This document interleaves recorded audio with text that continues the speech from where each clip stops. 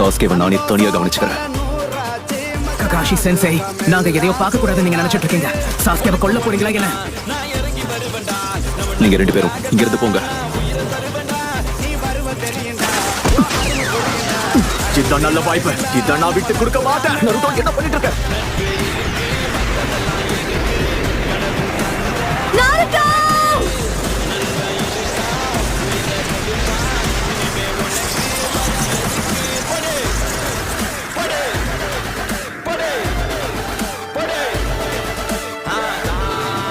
உண்மை என்னன்னா சாஸ்கே, எல்லாருக்கும் இன்னொரு வாய்ப்பு கிடைக்கும். நாம 2 பேரும் எதிர் துருவங்கள்ல நிக்க வாய்ப்பு இருக்கு.